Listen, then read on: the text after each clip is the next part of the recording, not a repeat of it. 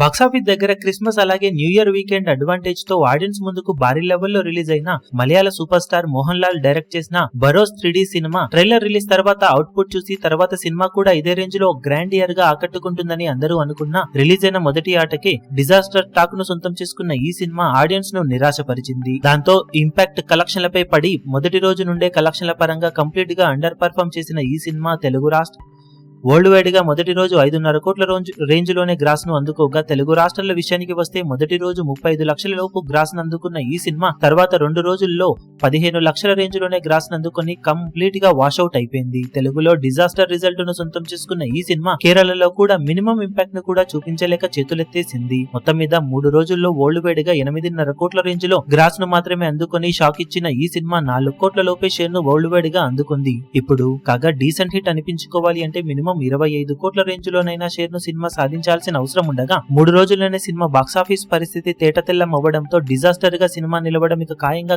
కనిపిస్తూ ఉంది ఓవరాల్ గా. మరి బాక్సాఫీస్ దగ్గర వీకెండ్ అలాగే న్యూ ఇయర్ అడ్వాంటేజ్ తో ఎంతో కొంత ఫుట్ ఫాల్స్ నైనా సినిమా సొంతం చేసుకుని నష్టాలను ఎంతో కొంత అయినా తగ్గించుకునే ప్రయత్నం చేస్తుందో లేదో చూడాలి. ఇప్పుడు ఈ వీడియో మీకు నచ్చినట్లయితే లైక్ చేయండి, షేర్ చేయండి, ఛానల్ ను సబ్స్క్రైబ్ చేయడం మాత్రం మరవకండి. ఏ చిన్న అప్డేట్ ను మిస్ అవ్వకూడదు అనుకుంటే బెల్ ఐకాన్ ను ప్రెస్ చేయండి.